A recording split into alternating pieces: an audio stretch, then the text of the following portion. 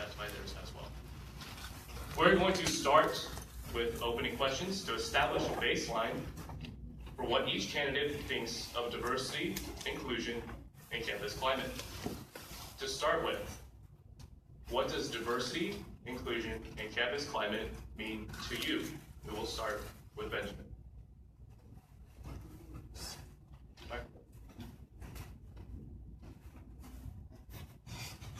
You can just pull it out. Howdy. So diversity, in my opinion, is the thing that challenges us to learn from each other. It's how we grow. It's how we continue developing as people, and it's how we learn from each other. That's what I think diversity is to me. Inclusion is the one thing that is defined as what brings us together and how we can have what singular thing can across the board include everyone, but without using the word inclusion. How can we be represented equally? That's what inclusion is. To myself, I would say that diversity inclusion is part of my long-standing commitment to others, because if I do not work hard to listen to the voices and represent those from marginalized communities where they need that, or where I can, that is something that I believe is very important to myself. And further, I believe it's also part of Texas A&M's commitment to its students. So that's something that I've integrated within all of my work throughout the past few years, and that's something that I think is very apparent about myself, is that I want to work with people, and I want to listen to you and your issues, and I want to make sure that you can have the best experience you possibly can. So be that analyzing systems, interactions with other people, and not just your own personal experiences. I want to work with you on your identities. And to me, that's really what diversity and inclusion sums up to. Well, howdy, thanks for having me, guys. To me, diversity is really simple. It's boiled down to relationships, and it's relationships across the board from every corner of campus. And I think inclusion, it looks like from the office of student body president, having personal friendships, having touches with people through lunch conversations, email exchanges, or phone calls. To me, that is exactly what that looks like. I think that's what A&M needs when it comes to diversity.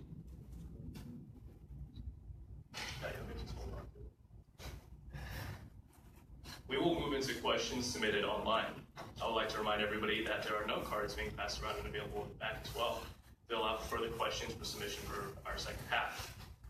From an Aggie Online, they stated the following: I realize that initiating inclusion and promoting diversity to achieve a well-rounded college atmosphere takes a long time, but it has to start somewhere. What have you personally done while at Texas A&M to contribute to this effort? We will start with Benjamin. Throughout my time here, I've tried to meet as many students as possible. I've been a supplemental instruction leader for 2.5 years now, and I have tried to, what I do is I tutor people. So I make sure I build groups with people who will not meet otherwise. And that program, to me, is the start of diversity.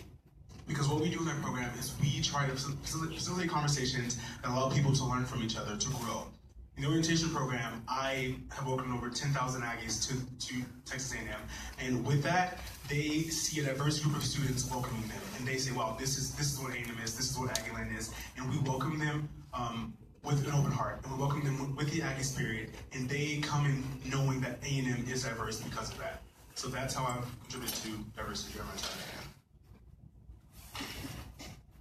So working with my engagement, diversity, and inclusion in the past, that really comes down to some of my work within the MSC. That involves developing policies around how we can best address students in our communities, further developing and creating conversations that all students can engage in within the Memorial Student Center.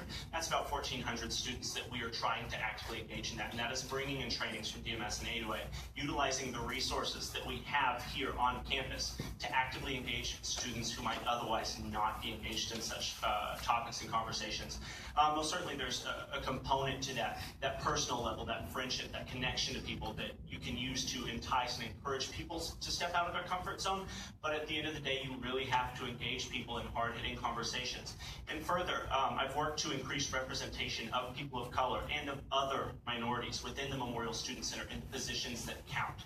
I work hard to realize our goals and our visions and how we need ourselves as a campus to have representation that mirrors the fact that we have students on campus, 3.6% Black students on this campus.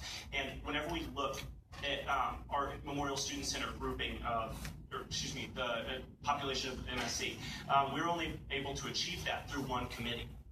Now, I don't know if that's necessarily real representation of Black and African American students in the Memorial Student Center, but that's why I'm trying to work to make sure that every committee and every grouping can represent something like that. So what have I done to contribute to diversity? You're probably going to see a common theme throughout most of my responses, but I've been a friend to all, no matter where you come from, no matter your sexual orientation, your color, the color of your skin. I think people who know my character can vouch to that, and I think that shouldn't be undervalued. There are some great policies and some great things to do that I think are absolutely important.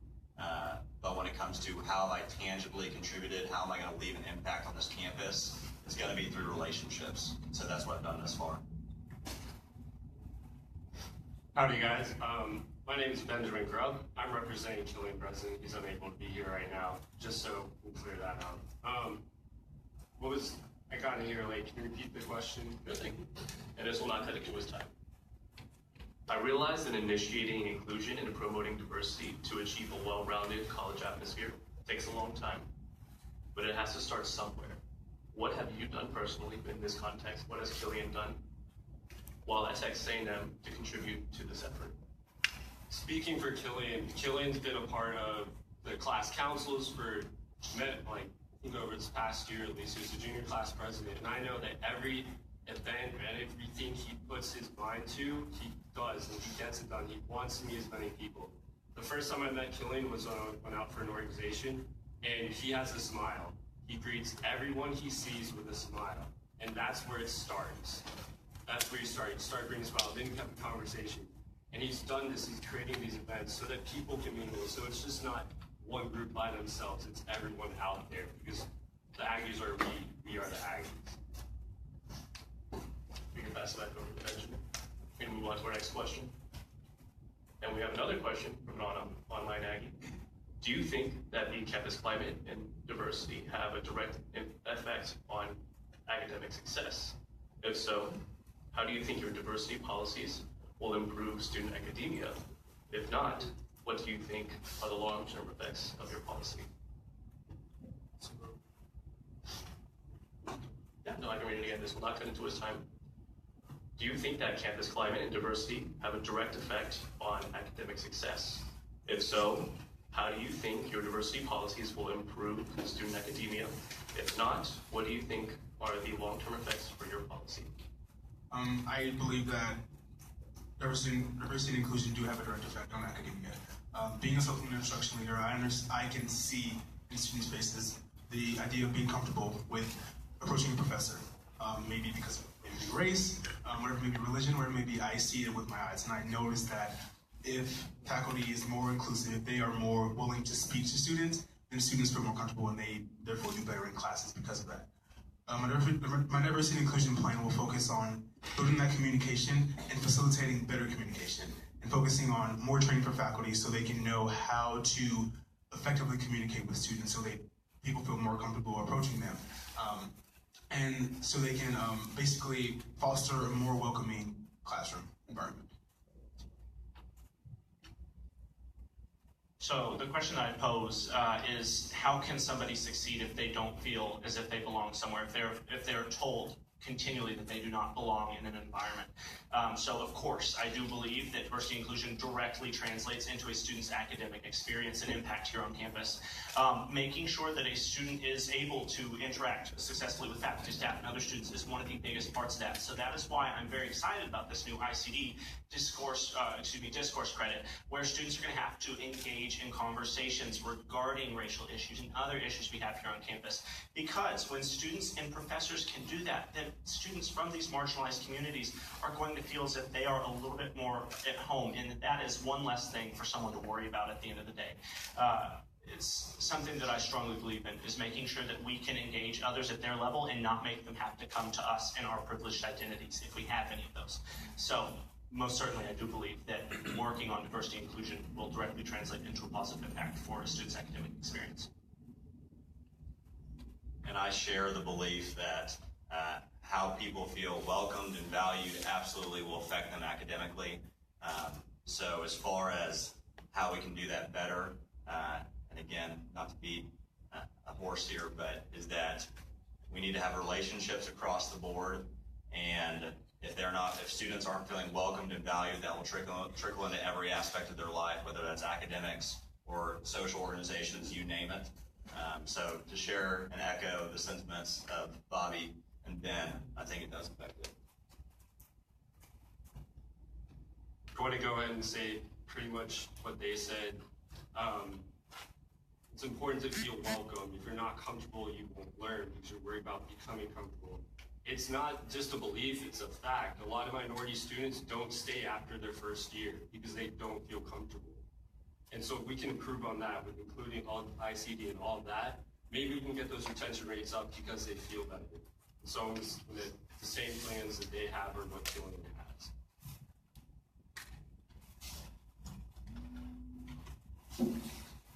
Last one for this opening section from an online Aggie. What, in your opinion, has been some of the most successful implementations of past student body presidents regarding diversity and inclusion? How you build upon them?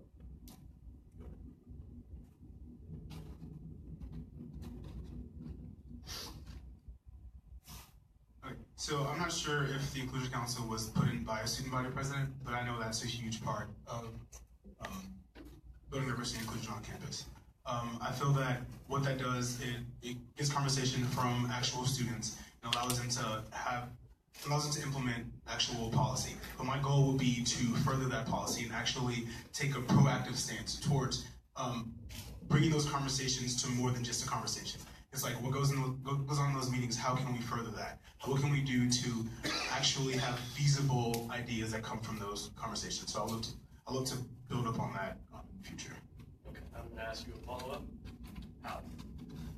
So one thing I plan to do is for SGA to build a student-led subcommittee, like basically under the Inclusion Council. That's because you have two committees on the Inclusion Council that are faculty-led. So I'd love for more students to have more of a say, so we can actually figure out the best way to implement those ideas that go on at like BPSA communication dinners or Inclusion Council meetings. How can we actually implement those ideas better? Because I know a lot happens in those meetings, but I feel that not a lot of action is happening. I mean, and it's hard to do, but I would love to find the best way to take action towards that.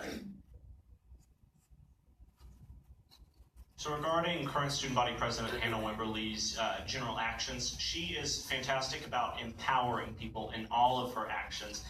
It doesn't necessarily come down to one program in particular is where she works her magic, but one thing I have seen from her that I really do enjoy is the Student Body President Roundtable. That is something that isn't necessarily diversity inclined, but is a way to get those representation in that, in those voices engaged in conversations around that.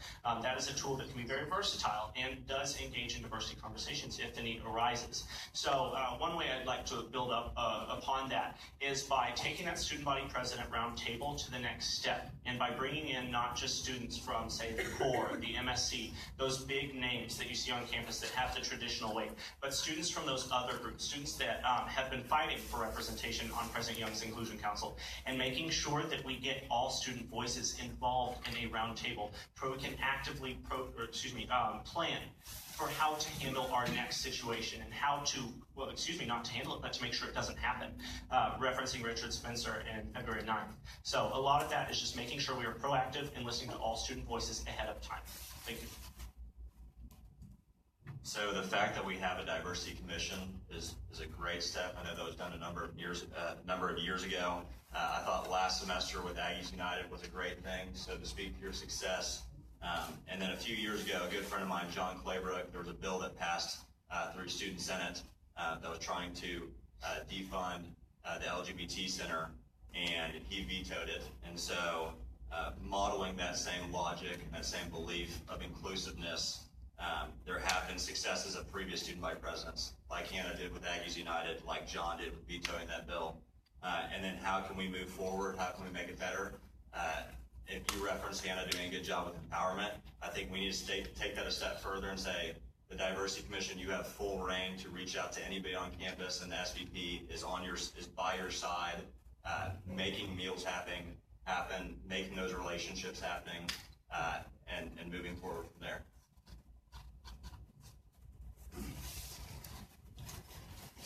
So how do we include people? We have to work as a team. It can't just be one group. But that one group, the Diversity Commission, is going to be the key, but we got to include everyone. We need to work with President Young. We need to all work together and create an action plan.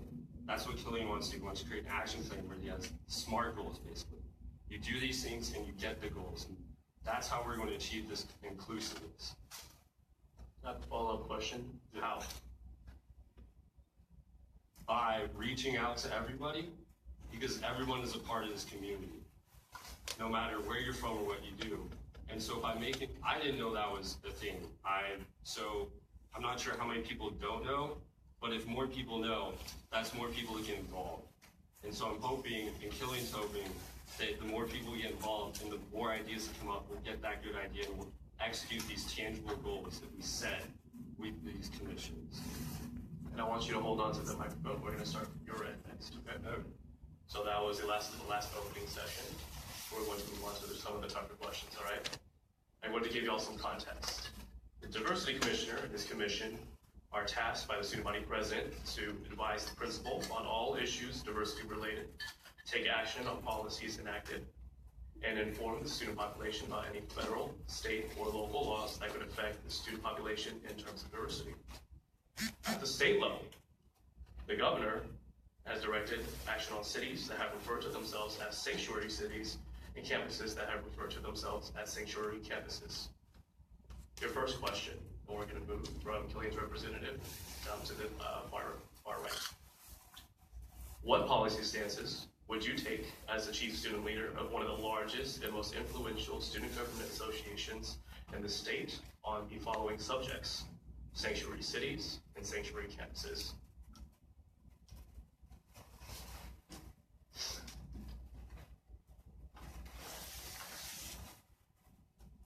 It's a tough subject. No one has the best answer, let's be honest.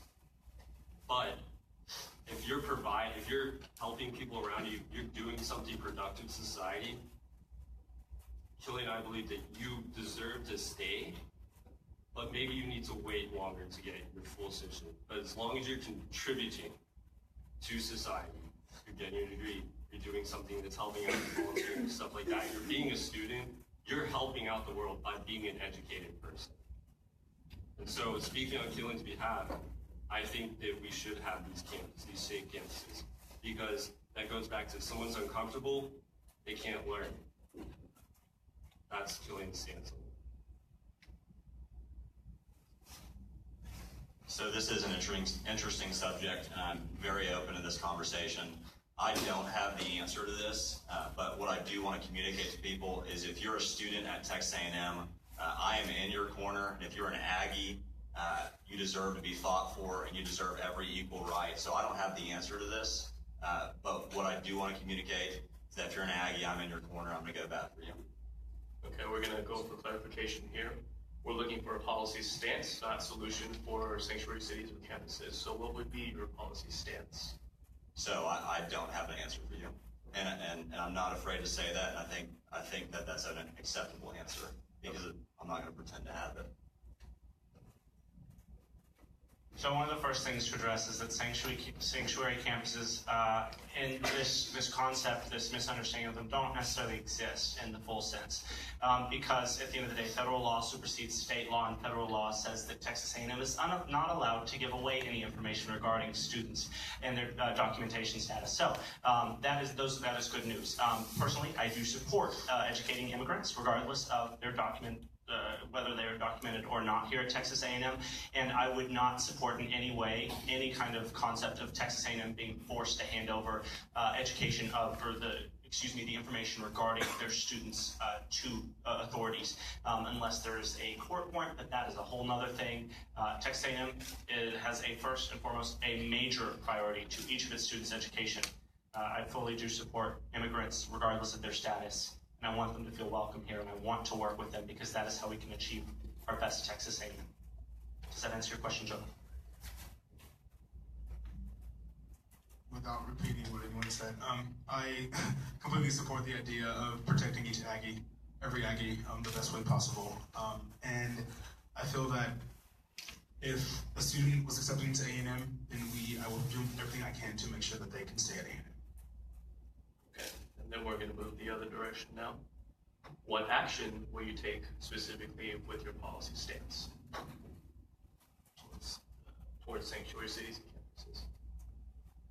So, I mean, as mentioned before, like I will make sure that I fight for any immigrant, regardless of their status. But I guess I would take an action that will protect them mainly. Like that's my main goal, is to protect them, make sure they can still be students at A&M.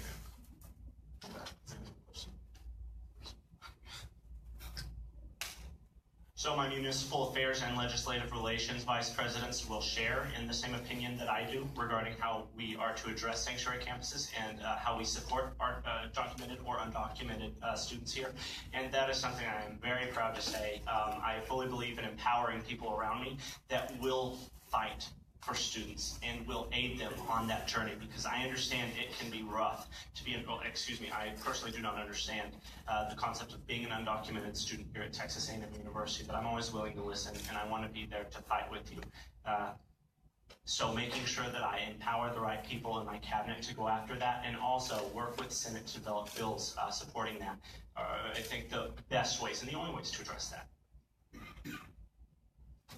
So I kind of touched on this last time, but I do want to fight for any student that is here at Texas A&M.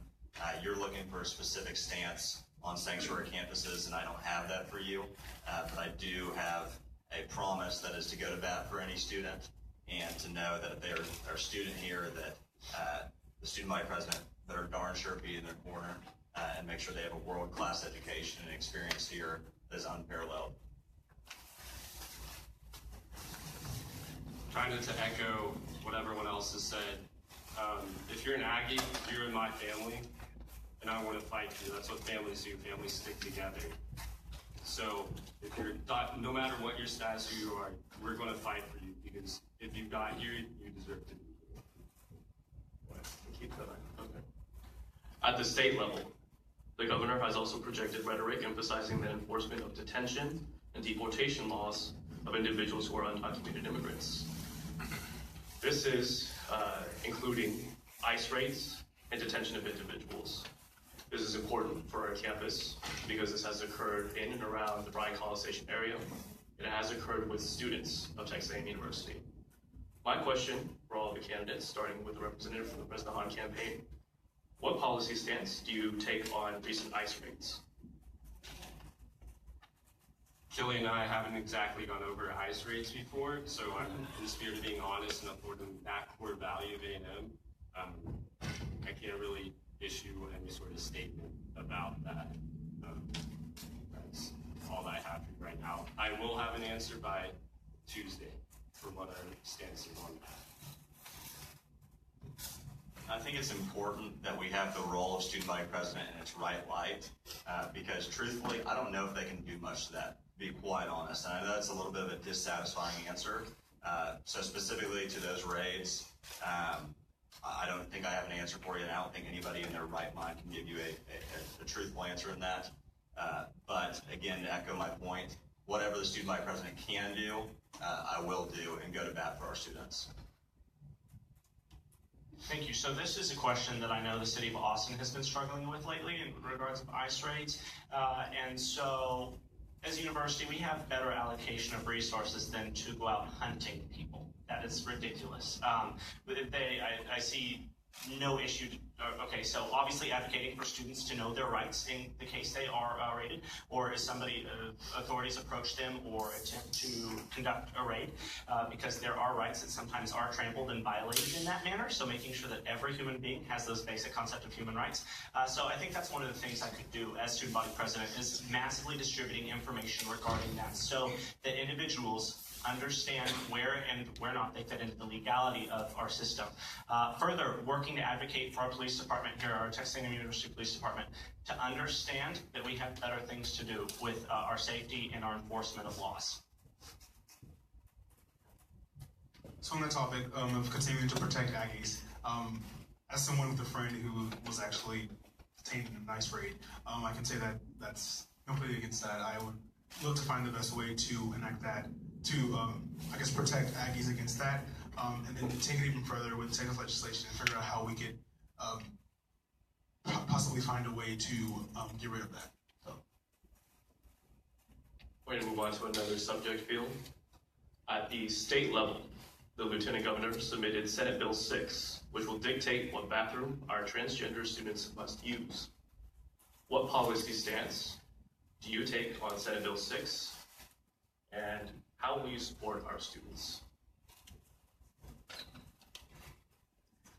Great, so on that topic, I feel that if people feel that they need a bathroom that is universal and bathroom that is open for any sex to use, then therefore, like, you know, go ahead and do it. I'm not against it, but I'm also, personally, I don't really, I guess I don't really have much of an opinion about that, but I feel that if people feel that they want a restroom that is like that, then hey, be inclusive and allow them to have one. First off, I have the utmost faith in our university in ensuring that students feel welcome in using whichever bathroom that they are most comfortable with. That's something I want to work on. There's a lot of ending stigma regarding transgender individuals on campus, and so working through that, back to that mass distribution of information, working with our campus leaders.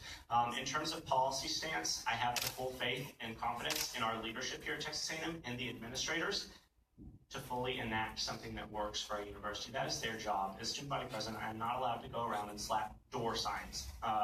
Unfortunately, that's not a part of it. But I do fully support transgender individuals, and I support their comfort level and them being able to be accepted at the same level as cisgender citizens and students here at Texas A&M. Does that answer your question, Jonah? I would like you to expand on specific actions that you might want to take. Of course. Okay, so hitting back on that mass distribution, empowering people through our conversations, through student body roundtables, working with other leaders to kind of get a student opinion on that, to be able to take that to the next level. So in my conversations that I would be able to have as student body president, I would advocate for us as a university to be able to most effectively address the needs of students. Student body president is there to address the questions, or excuse me, to vocalize the students' opinions, and I would be there to do that. So whatever means, any influence possible would do so to allow transgender individuals to utilize the bathroom that they feel most comfortable with. Again, I'm not going to pretend that the student body president has too much of a say in this, guys. I'm going to defer this one, rightfully so, to the Texas legislature and to our administration. As Bobby referenced, I'm not going to be going around slapping door signs on different bathrooms, and so I think that this context is frankly this question is frankly out of context. I would like to follow up with that. It is within the bounds of the student body president's office to ensure the safety and security of students. That is in the student SGA code. Sure. And so because of that, that does pertain to our transgender students. Could you expand on any actions that you could take to ensure the safety and security of our transgender students? Absolutely. Yeah, so I am for, again, this goes along the same rhetoric. I'm for transgender students. I'm in your corner. I'm not just saying this, you have a friend in me. I'd be happy to go out to lunch with anybody, pick up the phone and talk for as long as need be. So to speak to the safety and security, I think it starts with a relationship. But as far as tangible deliverables, I don't think any of us up here can give you that. Speaking for Killian, everyone deserves to feel safe, no matter what. That is a basic human right, and Killian would echo me saying that. And as for our ability to make another restroom or stuff like that, while we may not have Killian may not have direct power to make those changes, if we have the power to vocalize as students, and we can be a voice of change. Killian can be that voice of change. We've got to find a solution to make everyone feel safe. If you can keep the microphone. In 2013, the Student Senate passed the Religious Exemption Funding Bill, also known as the GLBT Funding Opt-out Bill. Because this is an unacceptable stance for our university, and because all students deserve to be treated humanely, I will ask the following question. What steps will you take to increase inclusion of LGBTQIA students on this campus? Respect is one of the first things that Killian would start doing, and also just having discussions where people can respectfully talk about things and they can share their experiences and stuff like that. But as for a policy or anything like that, I cannot issue a statement about that at this time, unfortunately. So what steps would I do to help the LGBT community feel more inclusive, or more included, excuse me? It would go to picking up the phone, taking them out to lunch, reaching out to their student leaders, building a genuine relationship with them, seeing where we can serve, and then approaching administration and advocating on their behalf. My first thing regarding that is, where was the bill to opt out of paying for the rec, you know? That's just one of those ridiculous things, is when we talk about not actually having discrimination and then we just go around and do it. It's kind of sad.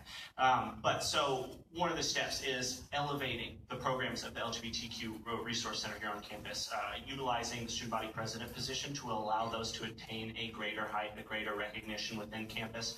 I'm not going to call myself an ally because I do not like calling myself an ally if I'm not going to be an ally. I want to ally.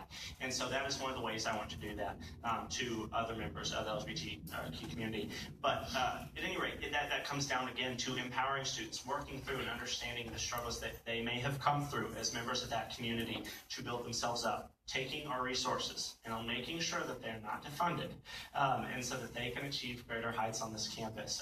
That goes back down to that representing and encouraging that kind of voice in that community anytime that you possibly can. I want to see the success of the LGBTQI+ community here on A&M, and I believe that there are a lot of ways to do that. I think trust relating by example, attending events and learning more about the LGBTQIA community and figuring out the best way to enact policy. I would like to say that, I think A&M has made great strides in the past, or like to this day, to be more inclusive and to have more of a say in the LGBTQA community, and I think I would like to continue those. And this is a follow-up question for all the candidates on this subject. If a Senate version of that bill came up again in our 70th Student Senate, what would be your stance? Would you veto it? And what steps would you take subsequently?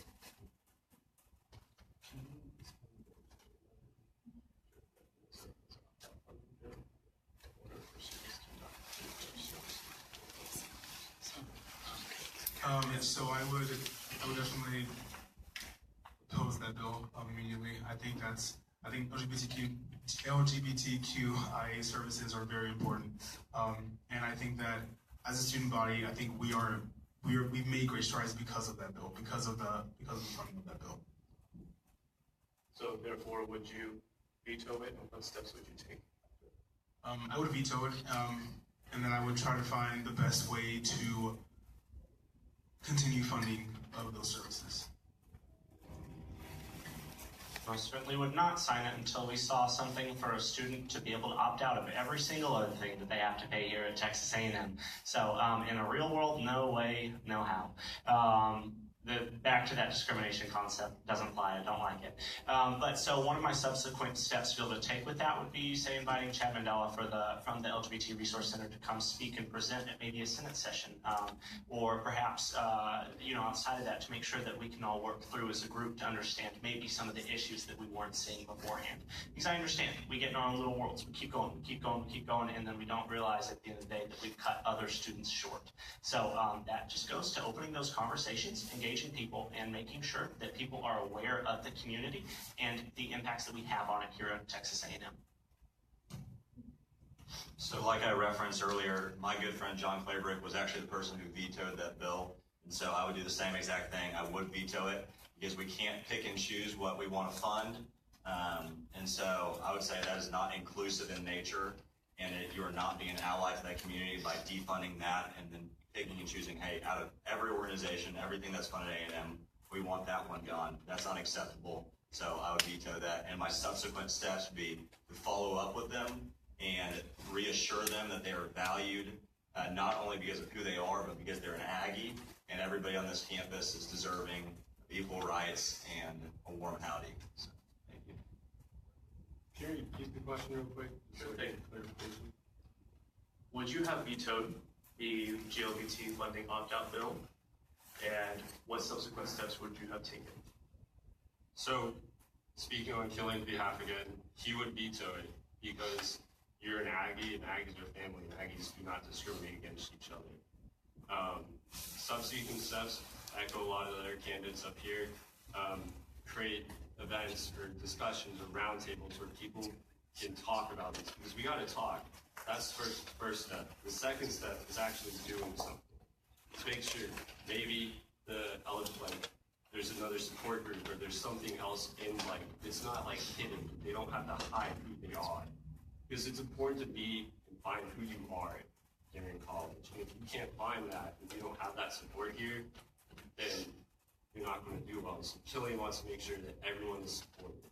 And that by not funding one particular branch of the A&M system doesn't fall into that. So you veto it and then follow up with steps to create tangible and realistic goals. Keep the microphone, please. We're going to move into a new subject topic area. The movement of disability services from Kane Hall to White Creek has created an underserved population. What actions would you take to rectify this? Again, speaking on Killian's behalf, knowing that those services are critical to students, it needs to be moved back to main campus. Killian would echo me that, because if you have a student who's in crisis and they have to go take 2 buses to get all the way over there and to find the place, I've been over there, it's kind of hard to find sometimes. It's not going to work. And you're going to have a lot more traumatic incidents. And so we need to find somewhere to move that back to main campus, because that needs to be accessible to everyone easily. It can't be something that's hid off in the corner on the outskirts of the campus, because we all know how big A&M's campus actually is. So finding someplace on main campus where everyone can easily access it is what Killian would do.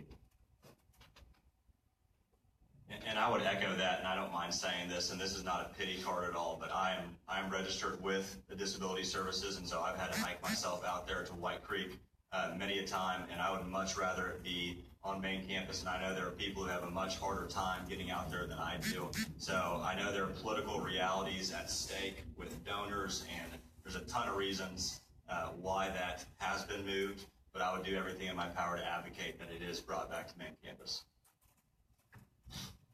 There's plenty of unused space here on main campus, and so one of the things to address that with is why are we focusing on the location of one resource center when we can work on creating multiple so that people can accurately get to where they need to and is most convenient for them.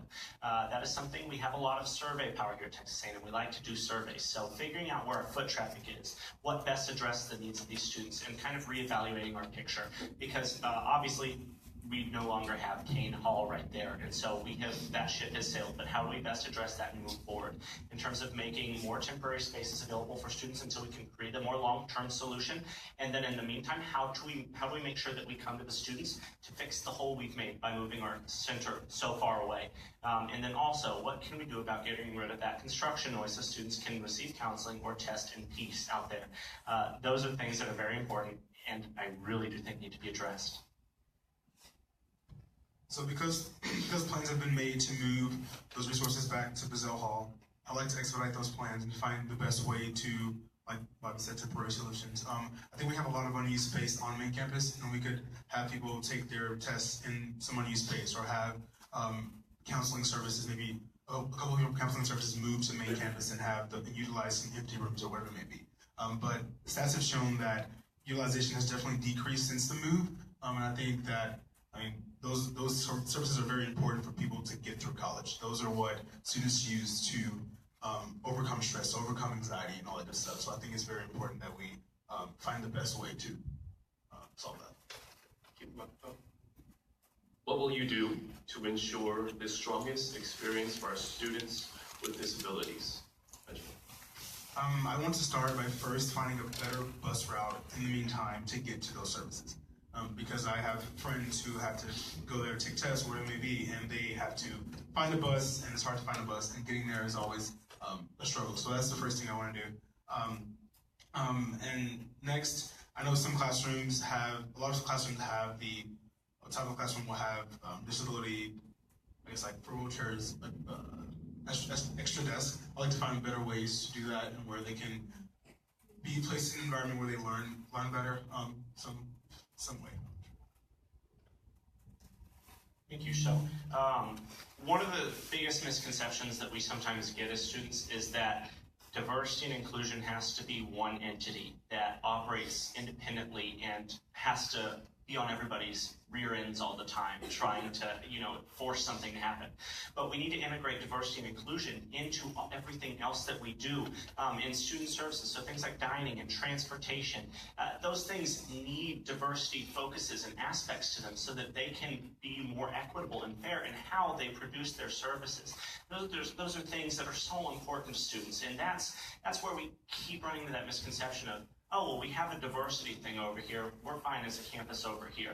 When in reality, no, not until this diversity is this whole thing, we're not going to be making steps forward. So just really making sure we address all of the other pre-existing services that we have and put those through a diversity lens, making sure we have representatives that will advocate for diversity in those areas, be it academic, service, you name it.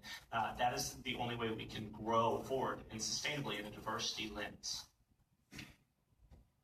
So I'll be the first to admit I don't have all the answers, but what I do hope to do is surround myself with people who are better and brighter than me and just smarter in this realm of things. I know Kyle Cox was here, I think he left, but he did the wind chimes through Senate to help people with wheelchairs,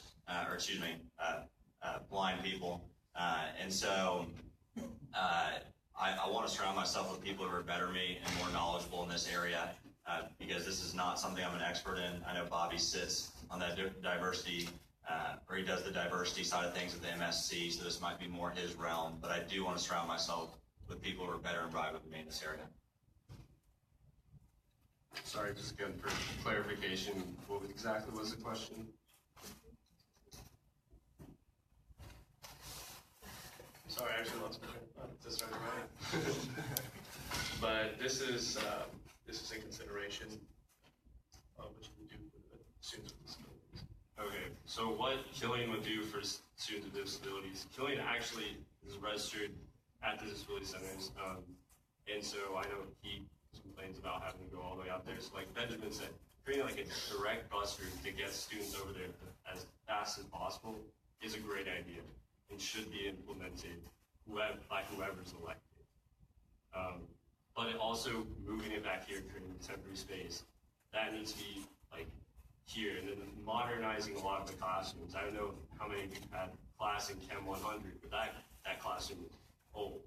It needs to be modernized like soon, because it's hard to learn when you're sitting in like very like uncomfortable chairs and there's all this echoing and stuff like that. Speaking as a person who has a learning disability, it's very distracting in that room with everything.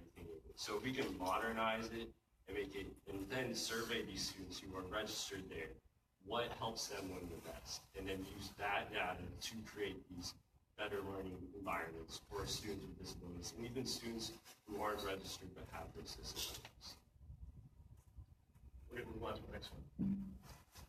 What would you do for our religious communities that face persecution, harassment, and sometimes assault?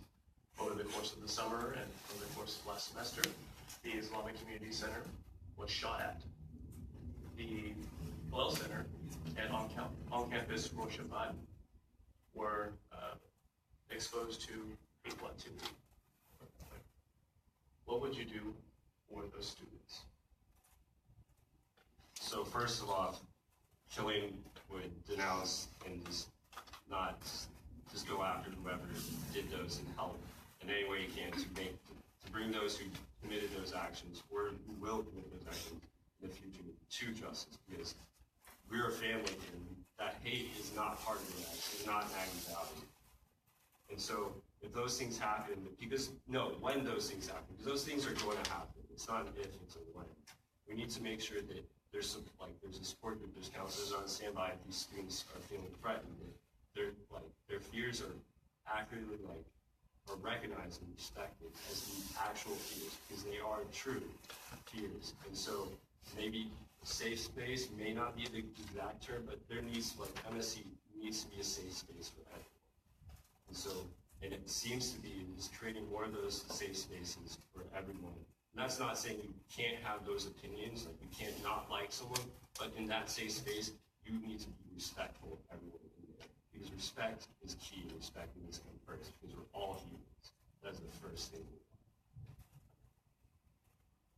So there needs to be an earnest desire to befriend whomever it may be, and once you befriend them, you can figure out where you can serve them and advocate on their behalf, because as student body president, you are given a platform like no other position on this campus where you can work with administrators and you can put a buzz in their ear. And so I would want to advocate for their safety, and I would want to work with campus police, see what we could do to make this a more safer Bryan College Station town overall. On the day of the shooting of the Islamic Community Center, I was fortunate enough to be able to have the time to bring them sunflowers and attend evening prayer with them. That was something that changed me, and because of that, I have contacts throughout the Muslim community throughout Texas to this day that I keep up with on Facebook. And I want to carry that kind of action and that work into the student body president position, because when I did that, I was just a regular person, a non-Muslim that came to share and help them heal. But what I want to be able to bring that as a representative of Texas A&M the next time we do something like that, the next time we can address these things. And what that comes down to is increasing representation and understanding of our religious minorities, making sure that we understand that we are all a part of this campus and that we all have special and unique identities and experiences that we need to build upon for the most effective way to grow as a campus. So ultimately what it boils down to is encouraging people to understand and put the time in to cross out of their comfort zone in whatever way the student body president may be able to influence that for the long term.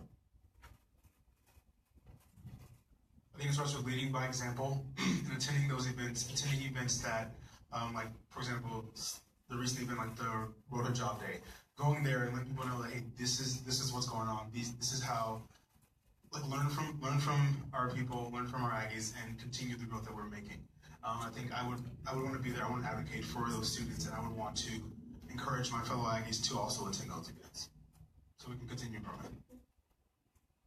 We're going to move to our final two questions, and these two questions will again be addressed to all candidates. Say the events of February 9th occurred while you had your term as SBP. How would you have addressed the issue? I think the first thing is letting people know that happens a lot on campus. That wasn't the first time it happened. The first time it was brought to light. And it starts with, first of all, educating our campus to say, hey, this happens, but this is how you would react to that. And basically encouraging Aggies to learn how to communicate and to learn how to continue growing, how to learn from those groups that were attacked on February 9th, and basically just continue the growth that we're making as a university. And how would you facilitate that? So first, with an open address to our student body, and basically I would try to find a way to be more proactive. Instead of waiting for the event to happen and reacting to it, I would try to find a way to be proactive before anything like that can happen on campus. So this is actually a question that I had to face in my Executive Vice President for Diversity interview for the Memorial Student Senate last year. The way I answered it then was, this was actually before the letter writing campaign happened, and I I gave the exact answer of the letter writing campaign.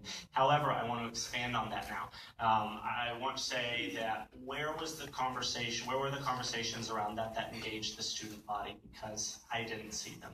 I understand that the Inclusion Council hosted by President Young addressed that, and I understand even further that there were a lot of qualms regarding representation of student leaders and how that was going to be best addressed. So first off is to have, sure, we can do a letter writing campaign, but let us not take that all under our wing of SGA and say that this is only SGA's job to do this, because while it is, this is very important, and this is about including others in our response to people regarding that and listening to others whenever they say, this happened today, but this happens a lot more frequently than today, and making sure we can address that in the future. So a more virulent media campaign, perhaps, on behalf of SGA and the university to address that and say, we have problems, but we want to work with them in engaging the campus. So conversations, media campaign, and then obviously continue on with the letter writing campaign would be my response to that.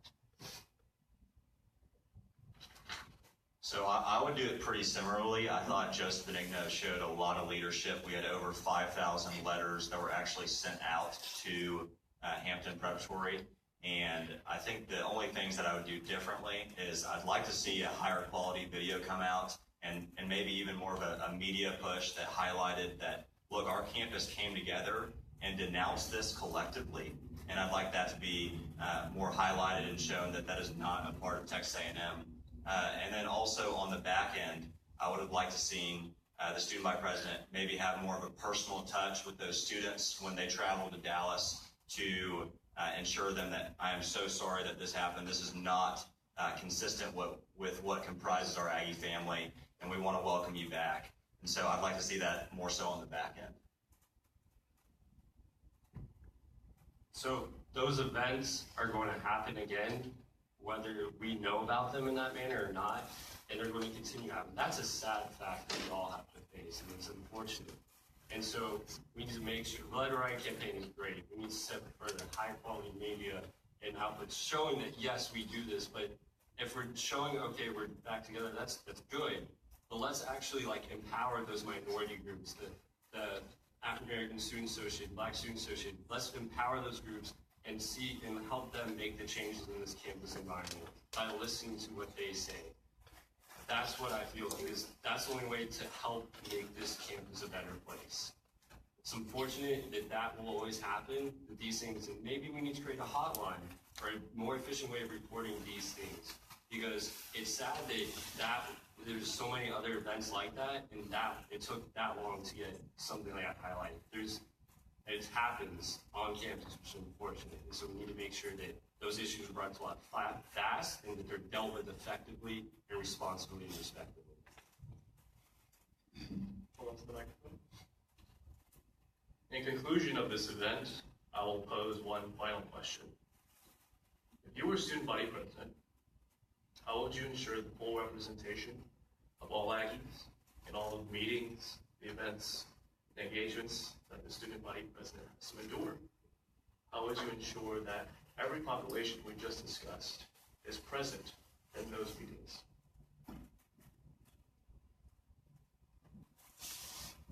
We've all had meetings where people haven't shown up, and it's hard to get things done, not everyone's on the same page.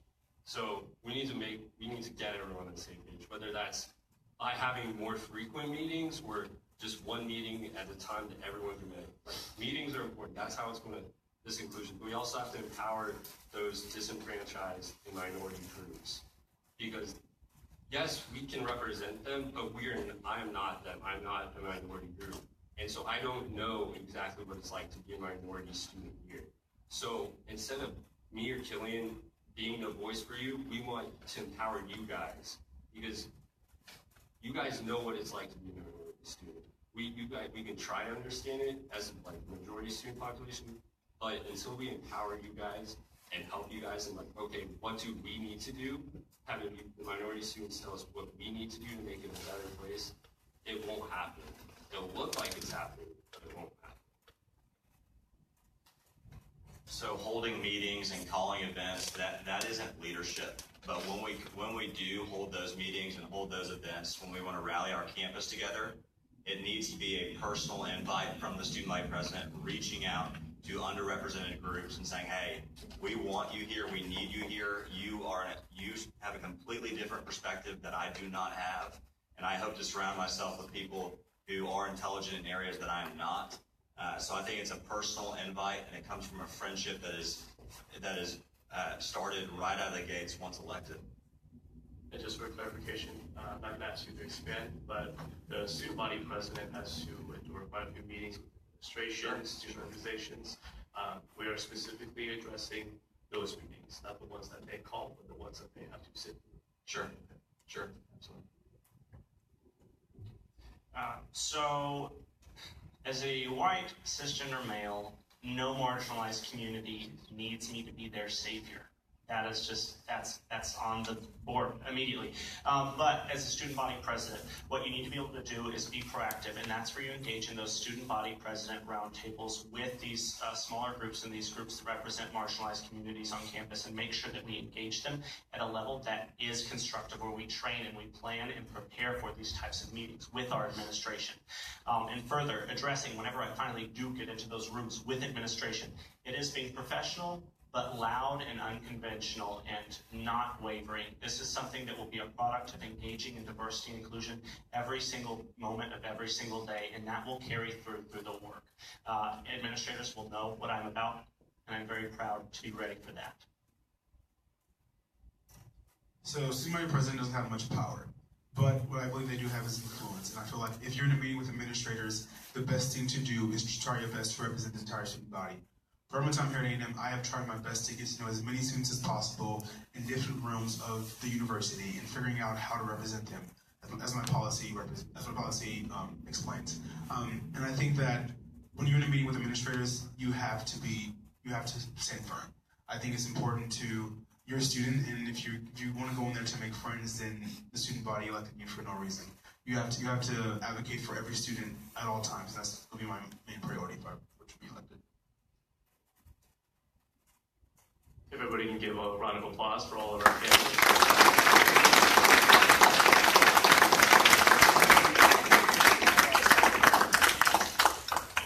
What happens often is that many organizations do this.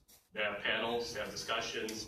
In organization meetings, they come together and have to discuss all these issues within their own community. The issue now is that I'm pretty darn sure that these problems have been fleshed out by those organizations, by those student leaders.